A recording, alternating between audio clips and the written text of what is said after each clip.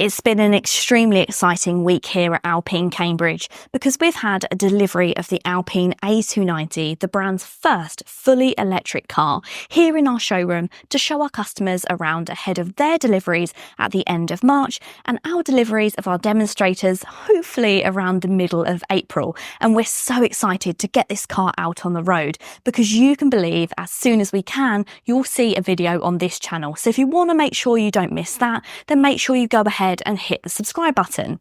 But just before we give this back to Alpine HQ, I thought I'd put together a video show you around the exterior and interior of the Alpine A290, tell you all of the lovely details which have been inspired by both the F1 and motorsport history of Alpine and also all the upgrades over the standard Renault 5. So if you want to find out everything there is to know about the Alpine A290, including the recent price releases, then please keep watching. And if you do like new car content like this, then you're in the right place. Go ahead and hit the subscribe button. If you had any further questions or queries which we don't cover in today's video, then make sure you click the link in the description box and chat to one of our team at Alpine, which will be happy to help you out. So first of all, let's start by taking a look around the exterior of the Alpine A290 and find all of the wonderful little details that this car gets. Where do I even start when it comes to the exterior upgrades over the Renault 5 on what this car is based? Of course, because it is based off of the Renault 5, it does have that boxy hatchback look, which actually nowadays is pretty rare. We're used to seeing big SUVs, but this is a much more compact car, which is really refreshing.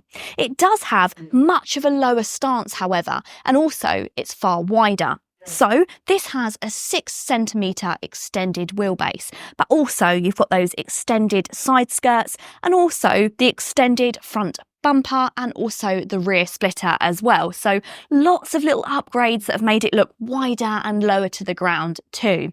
Now let's start by talking about the inspiration this car has taken from the F1 and motorsport history, and that's the lights. So at the front here you'll find these square daytime running lights which just sit in the middle a little bit higher than where you'll find them on the Renault 5. In the Renault 5 they're worked into the lower bumper, but here they sit pride of place, and actually they're situated a lot more like you would have found on the first generation of the Alpine A110.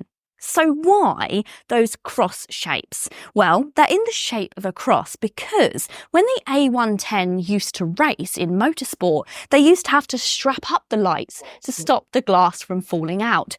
So this shape actually harks back to that tape that they used to put on the lights. But that isn't the only place you'll find that cross. You'll also find them worked into these main headlamps as well. You'll just see them floating in there. And what else you'll see floating in there is the lovely French flag, because this car is very proudly built in France.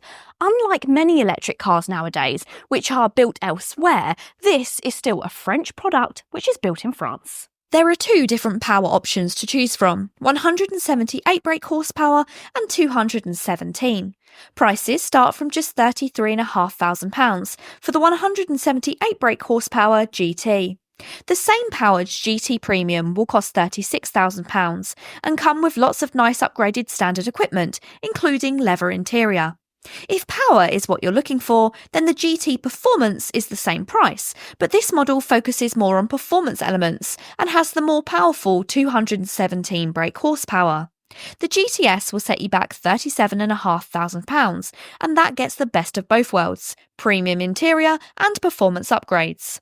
For a limited time, there will also be a top-of-the-range Premier Edition available, which will be one of 1,955 and will feature a really special plaque. It also gets blue brake calipers, and even this highest specification model is still under £40,000, meaning the Alpine A290 will not see the premium car tax implications come into place after April 2025. The brand has worked very closely with Michelin for this design of the tyres that fit onto the Alpine A290. So there's actually 3 different types of tyre that you can get for this car. You can get a version which are definitely focused more on performance, which is these tyres that you'll find here. But there's also some tyres which are better for economy, and even some Alpine tyres as well, which can be used in colder conditions. And whilst we're looking at the wheels, there's one other detail on the A290 which is rather quirky, and that's this badge here. No, it hasn't just been placed round the wrong way. This is facing this way on purpose. The badge has been flipped to make sure the arrows are always pointing in the way that the car is going, and this is part of the Alpine's history. So those are the tyres that you can get on the A290, but what about the alloy wheel options? In total, there are 4 different 19-inch alloy wheel designs. GT, GT Premium and GT Performance models can choose between Diamond Cut Iconic and 2 variations of Diamond Cut Snowflake wheels. Where opting for the GTS model, you have the option for these to become gloss black. These are also the standard wheels available in the Premier Edition car. There are 4 colours to pick between: Deep Black, Tornado Matte Grey, Nival White and lastly Alpine Vision Blue. All A290s have a 52 kWh battery pack that's also found in the Renault 5. This delivers a range of 236 miles in the GT and slightly less in the GTS to account for the added performance. The charging rate is competitive in this class at 100 kilowatts and will top up the battery from between 15 to 80% in around 30 minutes. One of my favourite upgrades when it comes to the interior of the A290 has got to be this steering wheel. This steering wheel has been inspired by the F1 Alpine wheel, and we'll talk about that in a moment, but just in general it's much sportier. So finished in that dark navy leather, and also you have this really nice dark chrome boning in the centre. It's also flat bottom, and you'll find a very sporty race stripe at the top as well. But let's talk about those F1 inspired elements. So there's 2 buttons on here which have been inspired by the F1 steering wheel, which I actually have a replica here, so that's really good to be able to show you. So there's a couple of buttons. On the left hand side you'll find this lovely blue twisty button, and this reads RCH on it. And you'll also find the same button on this F1 steering wheel. And what this controls is your regenerative braking and the level of regenerative braking, which is very cool. But there's also another button just here in the top right hand side, and this is the OV button. You'll find the same on the Alpine A290 just here on the right hand side, and this is finished in a really nice heavy metal material and in red, so you can't miss it. And this says OV, and this is your overtake button. This will instantly give you full throttle power from the Alpine A290, which is really handy for quick overtakes. Speaking of quick overtakes, suspension is mechanically close to the R5, with struts at the front and a multi-link setup at the rear, but there are bespoke elements to the Alpine variant. Springs and dampeners, of course, but there's also anti-roll bars, hydraulic bump stops and a lighter aluminium front subframe, which helps with a sportier positioning than the R5.